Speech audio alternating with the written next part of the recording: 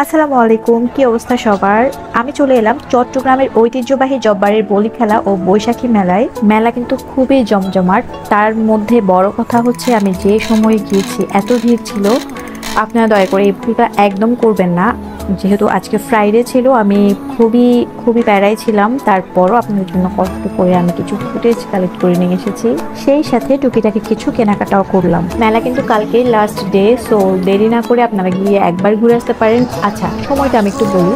আপনারা যে সময় গেলে একটু রিল্যাক্স ভাবে কেনাকাটা করতে পারবেন। সকাল টাইমটা মনে করেন 6টা-7টার দিকে যাবেন, একদম খালি আর রিল্যাক্স ভাবে কেনাকাটা করতে পারবেন।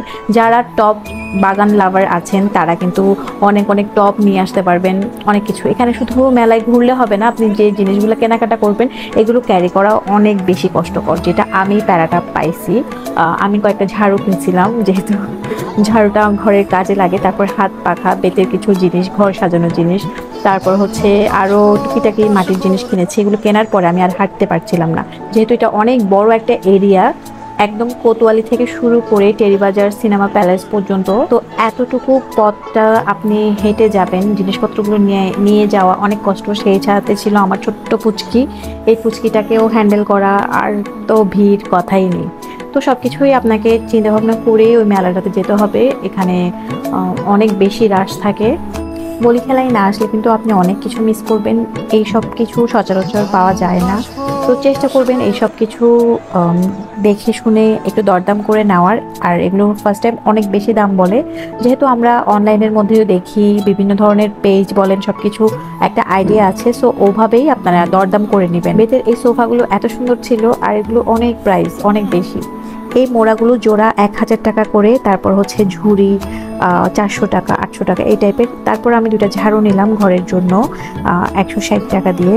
এই পাটি আমার বাবা প্রতিবার বলি খেলা থেকে পাটি নিয়ে আসতো বাসায়, এখন আর প্রয়োজন নাই পাটি। দেখেন মানুষের কি অবস্থা, অনেক কষ্ট হয়েছে বাচ্চাকে নিয়ে আস্তে আস্তে যেতে। আমার হাজব্যান্ড তো খুবই মাথা খুবই গরম হয়ে গেছে, কেন আমি তাকে আজকে নিয়ে আসলাম। তো যাই হোক, এসে আল্লাহ করে কিভাবে বের হব, টুকিটাকি কিছু জিনিসপত্র আমি কিনলাম। এই ল্যাম্পগুলো এত দাম বলছিল, প্রায় 800-900 টাকা করে বলছিল মেলার মধ্যে। তো আমি আর কিনি নাই, অনেক বেশি প্রাইস মনে হলো, দ্যাটস ওয়াই। তারপর এগুলো হচ্ছে 160 টাকা করে। এই ঝুমকা এগুলো কি বলে, ঘর সাজায়, খুব সুন্দর লাগে, বাট অনেক বেশি প্রাইস। চুড়ি নিলাম আমি এক সেটের মতো, কাচের চুড়ি। আমার বিভিন্ন ধরনের ভিডিও মেক করতে হয়, তাই কেনা। আর হচ্ছে এগুলা তো অনেক চড়া দাম, এগুলা 4000 টাকা বলতেছে এই ল্যাম্পটা, খুবই হাস্যকর।